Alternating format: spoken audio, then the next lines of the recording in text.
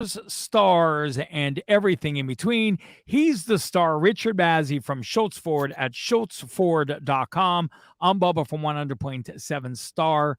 And with us today is Gary Noesner. And Gary, you are absolutely this. I'm so excited to be interviewing you as I read more about you. Welcome to Cars, Stars, and everything in between. Thank you. It's a pleasure to be with you this morning. Hi, Gary. This is Richard Bazzi. It's so nice to meet you and talk to you. Very first thing that comes to my mind as I look at you and I read your bio and I did watch the show, but I watched it before I even knew you were coming on.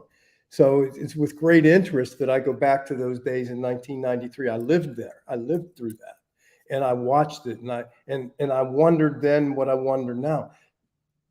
I'm talking about Waco. Waco, the Branch Davidian and Seventh-day Adventist siege, and the role that the U.S. government played, FBI, ATF, and how those pieces all interacted. And when I look at that and I watch that, Gary, how much of that TV show is accurate? Well, Richard, which TV show are you talking about? Because the one with Michael, what's his name? Michael Shannon. Well, the original show came out in 2018 on the Paramount Network, and that was a 6-part miniseries based on my book and the book of David Thibodeau, one of the Branch Davidians who survived the event. I think by and large, if we're talking about that one, it's a very accurate description of the emotion and the challenges faced, the problems inside the compound in terms of David Koresh's sort of hypnotic sway over his followers, its narcissistic control of them. And it also highlighted the problems we had internally within the FBI and the disagreements. This year, just in the last few months, Netflix has come out with a 3-part documentary that I was involved in, and I highly recommend that as being probably the most accurate and insightful and straightforward presentation yet of what really happened there. I mean, the 2018 series is a dramatic series, so it obviously has to take some, as you know, Richard, from your background, it has to take some dramatic license with that. Yeah, it does. Yeah, and then also just a month ago, the second season of that dramatic series just came out on Showtime, called Waco: The Aftermath. And again, Michael Shannon plays me, and that is a good drama, an interesting show, but again, it is filled with a great deal of dramatic license. But so in those three things in combination, there's been many documentaries on Waco, and some better than others, and some have an opinion going into it and a bias, and others try to be a little bit more objective.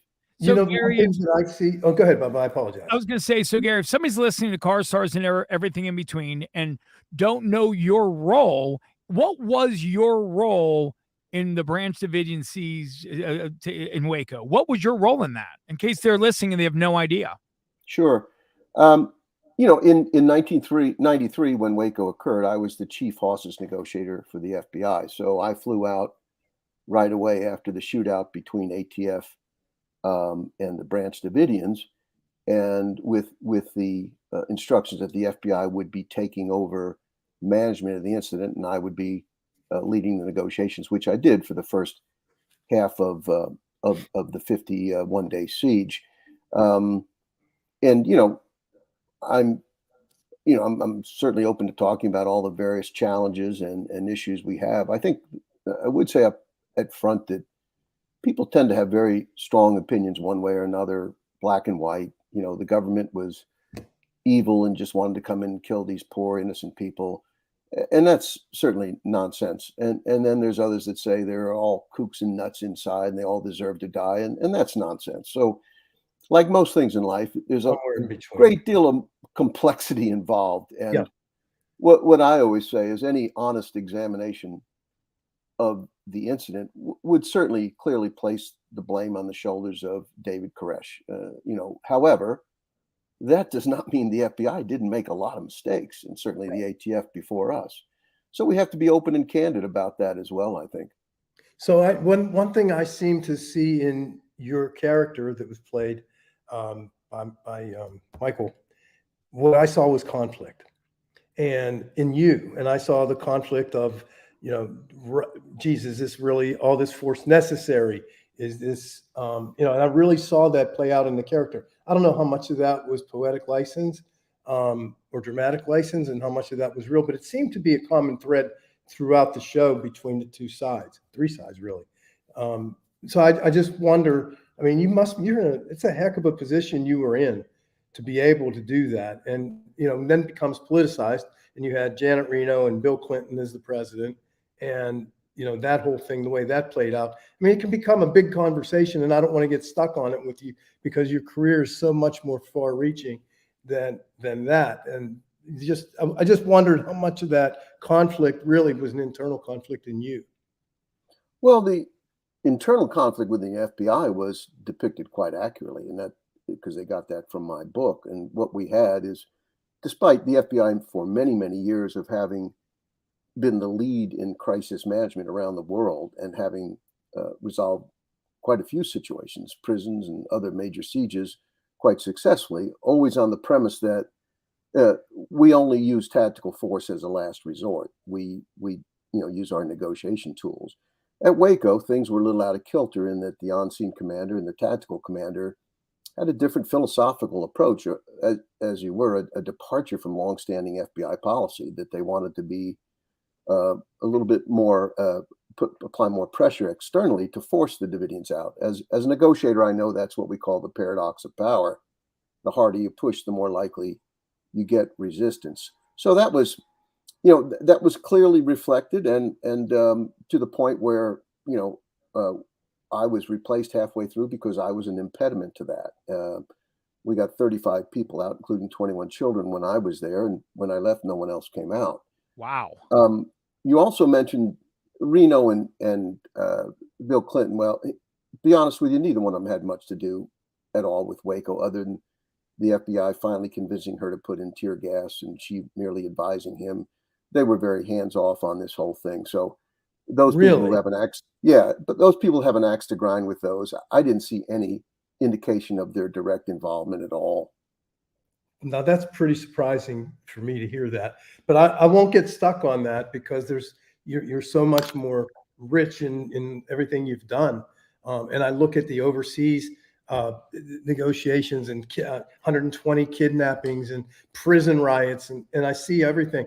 And some of the commonality that I see is you're negotiating with people who really don't have anything to lose. And that has to be really hard, right? That's what makes it difficult with prison riots. How do you negotiate a prison riot? That makes it much difficult. Well, first of all, relative to your comment on prisons, you don't negotiate a riot. I mean, once it becomes stabilized and hostages are being held, now we can open up a negotiation. But you don't stand out in front of 1,000 inmates and say, let's talk and be friends. It doesn't work that way. You have to get control of the facility, or at least stabilize the situation before you can identify people that you can have a dialogue with to try to resolve the conflict. But how do you do that? Well, how do you do how do you stabilize it tactically? Well, obviously the authorities have to go in and contain the situation in the smallest possible point. And there's different kinds of threats. For the most part, when you say people that don't want to live, that's pretty rare. In most cases, we find that people do want to live, and they'll use what we call a defensive threat. If you come in here, we'll kill the hostages. Well, a lot of people say, oh my God, they're going to kill the hostages. When I hear that, I say they want to live. They're scared to die. And so that tells me a lot about their thinking and their psychology. If they're scared that we're going to hurt them, that means they want to live. And if they want to live, I can find a pathway to convince them it's better to cooperate than not. Gary Noesner, we'll be right back with cars, stars, and everything in between. This is interesting. It really is. Wow. Okay. I'm saving this. Stand by. Wow. That was break number one.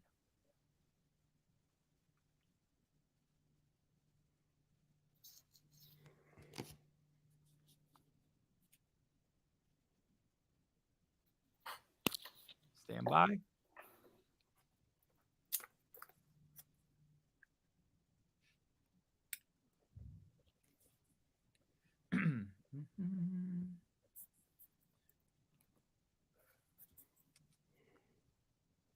All right, here we go. 100.1 FM, AM 1020 KDKA. This is Cars, Stars, and Everything in Between. He's the star, Richard Bazzi from Schultz Ford at schultzford.com. I'm Bubba from 100.7 Star. And what an interesting conversation we're having today with Gary Noesner, formerly of the FBI. And you were saying before we took the quick break, I never thought of the things that you said, that if somebody says, I've got hostages, if you come in here, we'll kill the hostages. That's a cue to you that, oh, we have an avenue in because they want to remain alive. I never thought of it that way in my entire life till you just said that. Well, interestingly enough, in my business of negotiations, police officers think that hostage situations are the worst, and they're actually the ones that we're most likely to be successful. When someone holds a hostage, they do it for a particular reason. There's something they want, they can't get it on their own, so they hold a hostage and threaten them to compel us to give them what they want.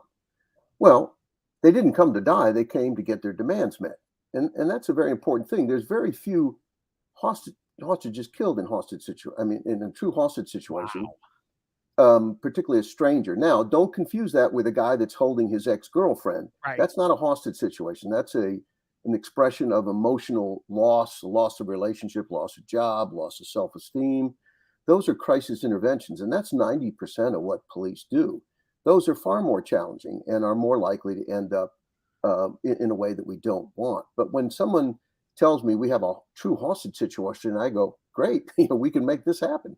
We can work this out. Gary, let me ask you something. I see everything you're doing in your book, Stalling for Time.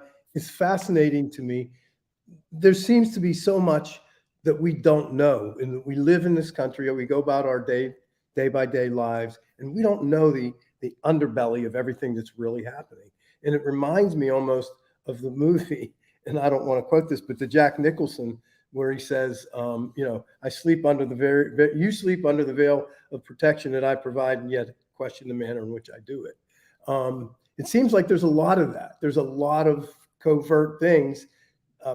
Negotiation of 120 overseas kidnapping cases. Are they terroristic related? Is it safe for us to travel overseas? What does all of that mean? Well, certainly in the developing world, certain countries, certain regions, kidnapping is a fairly common thing, more directed against locals than tourists from America or Europe. But nonetheless, it does happen. Oil companies that have people deployed, missionaries, people on vacation. We've dealt with all kinds of things. And it's strictly a monetary thing. They want to get the money. And it goes back to what I was saying to Bubba earlier. That's the key to solution for us. They can't get the money from anybody else. If they kidnap you on vacation, they can go to your family and say, or the dealership and say, give us money. They can't go to General Motors and say, pay for Richard, because General Motors is going to say, he doesn't work for us. We don't care. So there's only one place they can get what they want. So in a sense, we have a measure of control. They need us. We need them. We find some accommodation. And those typically, if they're handled properly, have a successful outcome. Nobody likes to reward kidnappers, but the bottom line is saving lives. And where kidnapping flourishes, it's not because ransom payments are paid. It flourishes because police are corrupt or incompetent. The judicial system is dysfunctional. The courts are terrible. Serious crime criminals are released on short sentences. I mean, if you're a kidnapper in Mexico City today, the chances of getting caught are very low. The chances of serving any time, if you are caught, are lower yet. Really? So there's no disincentive. When I was a young FBI agent in the 70s, there was a fair number of kidnaps for ransom in the United States. It's almost unheard of today. There's young FBI agents been on the job 15, 20 years, have never worked a kidnapping because the bad guys have to pick up the money. And there is a big vulnerability when they do that. They're going to be tracked and watched and observed and probably arrested. And in the United States, you're going to get a minimum of 20 years. If the victim dies, you're going to get the death penalty. I mean, so criminals have said, I'm going to go into another specialty within my occupation of being a criminal because there's just the percentages are against me here. That's how you stop this. You don't stop it by saying families, you can't pay a ransom. I know some of the U.S. government have tried to pursue that approach before. It just doesn't work. Internationally, how often is a ransom paid? Oh, all the time, daily. I mean, you say I worked 120 kidnappings in my last 10 years in the FBI. They've worked probably 100 per year since. I just spoke at the FBI Academy. They had 128 of them this past year. I mean, Wow. it's amazing.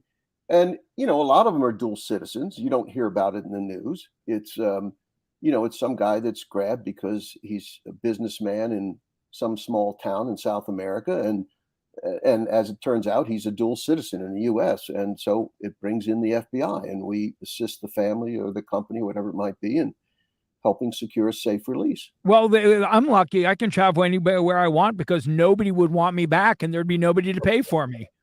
Well, I get the humor in that, Bubba, but here's the issue: that the criminal gangs that do this are often very unsophisticated. They assume you're an American, you're a Westerner, somebody is going to pay for you. So it's not like they're doing weeks and weeks of research and finding out where you work and where you live. They're grabbing you because you took the wrong turn on the wrong road. Oh, Isn't that frightening? Where does human trafficking come into this? Well, that's a different subset, and I'm not in. Totally different. That's outside my area of expertise. Yeah, but it sounds like this is a lot more prevalent than I ever even thought about.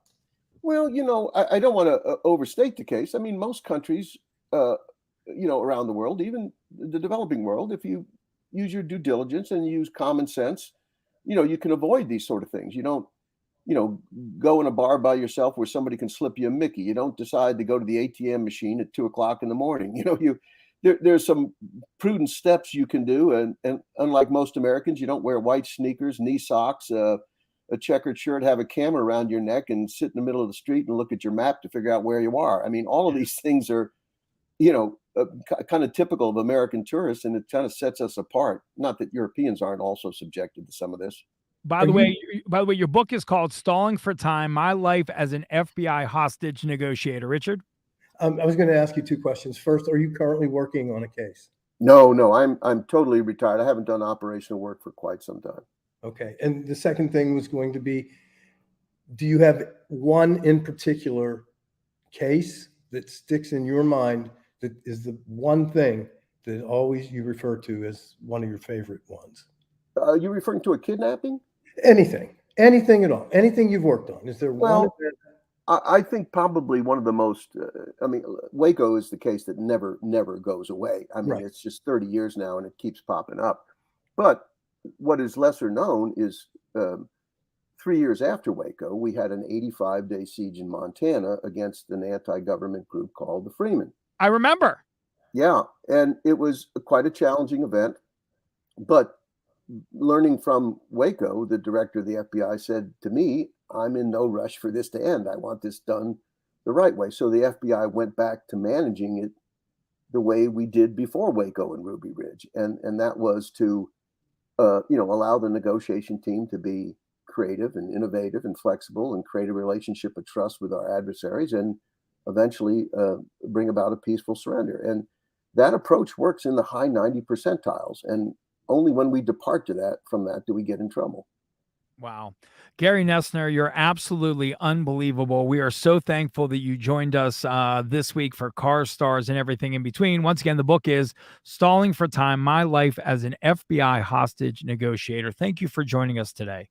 It's my pleasure. We just really never have enough time. You're unbelievable. What a guest, what a career, what a life. Thank you very much. Thank you.